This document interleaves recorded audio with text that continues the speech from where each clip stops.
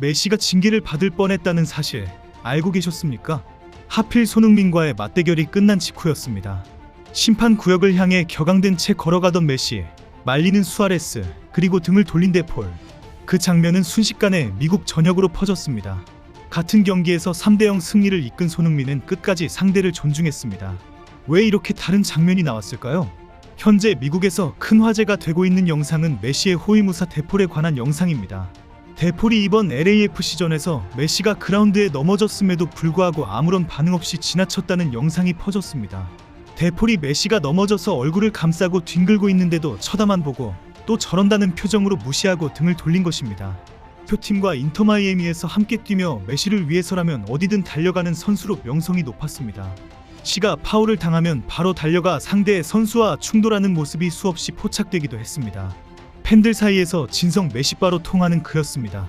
메시는 경기 내내 자신의 실수로 부딪히거나 분명히 공을 먼저 터치했는데도 넘어지면서 그라운드에 드러눕기를 수차례 했습니다. 메시는 자신이 넘어지면 무조건 휘슬을 불어야 한다는 식으로 거친 항의를 심판에게 했습니다. 상황을 자세히 바라보는 중계진들도 이해를 못할 정도였기 때문에 메시를 무조건 옹호할 수도 없을 정도였습니다. 데폴의 영상이 큰 화제가 된 이유는 경기가 끝난 직후 터진 메시와 수아레스와의 밀고 당기는 영상 때문이었습니다. 기자 지오바니 게레로가 촬영한 영상에는 메시가 경기 후 터널 구역에서 심판 방향을 향해 분노한 표정으로 문을 통과하려는 장면이 담겨 있었습니다.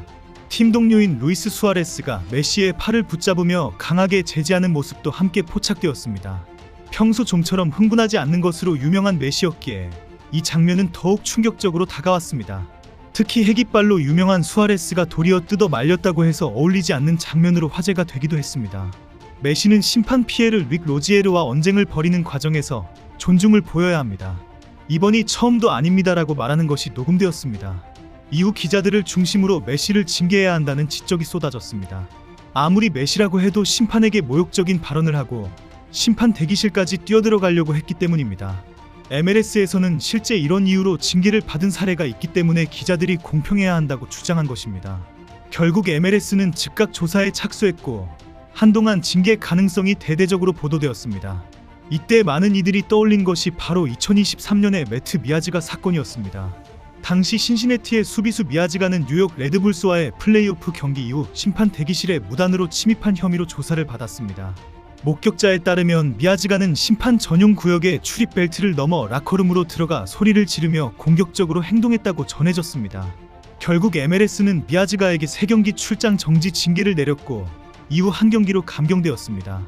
바로 이 전례가 있었기 때문에 메시의 징계 여부가 단순한 해프닝이 아닌 리그 전체의 이슈로 떠오른 것입니다. 그런데 결론부터 말씀드리면 MLS는 메시에게 어떤 징계도 내리지 않기로 결정했습니다. 프로 심판기구 커뮤니케이션 디렉터 크리스 리벳은 경기 관계자들과 이야기한 결과 메시가 심판 전용 구역에 들어가지 않았다는 사실을 확인했다고 밝혔습니다. MLS 역시 메시가 들어간 문은 심판 대기실이 아니었으며 출입 제한 구역으로도 분류되지 않는 공간이었다고 확인했습니다. 실제로 심판 라커룸은 계단 위에 위치해 있었고 별도의 출입 제한 표지판이 붙은 전용 입구가 따로 있었습니다. 메시가 들어간 문은 그 구역이 아니었던 것입니다. 미아즈가의 경우처럼 실제로 심판 전용 라커룸에 진입한 경우와는 분명히 다른 상황이었습니다.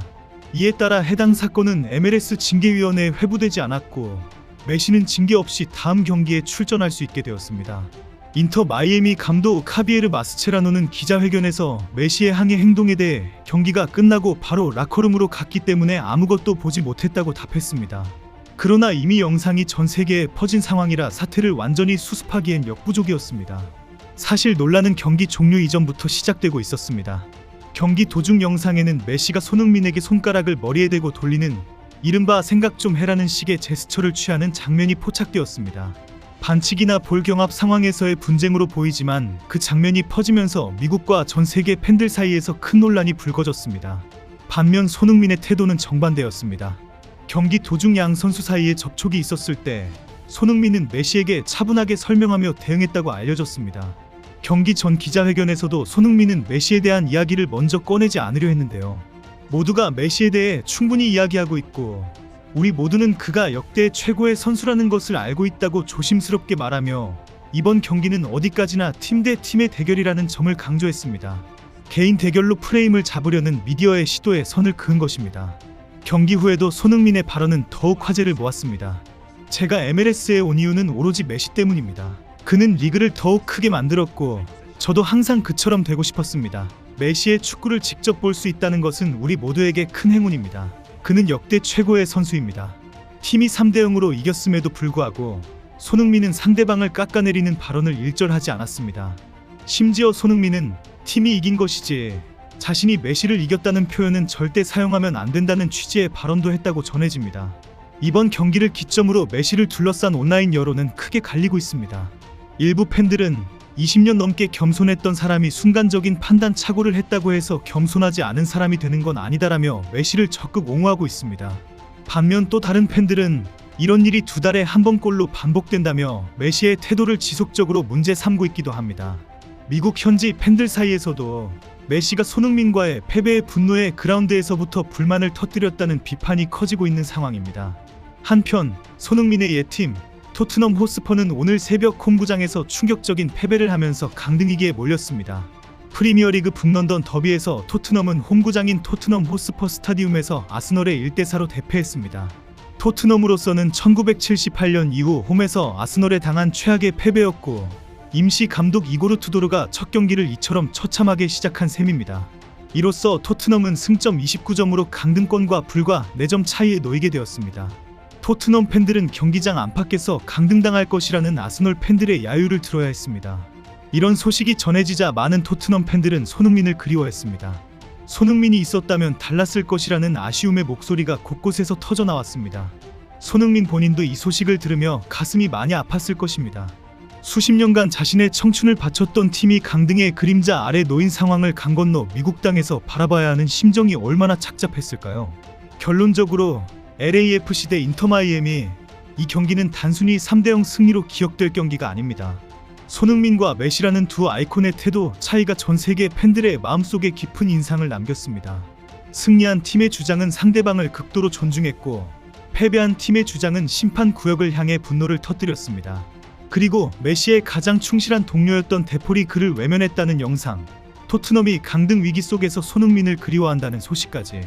여러분은 어떻게 생각하시나요? 댓글로 남겨주세요. 구독과 좋아요도 부탁드립니다.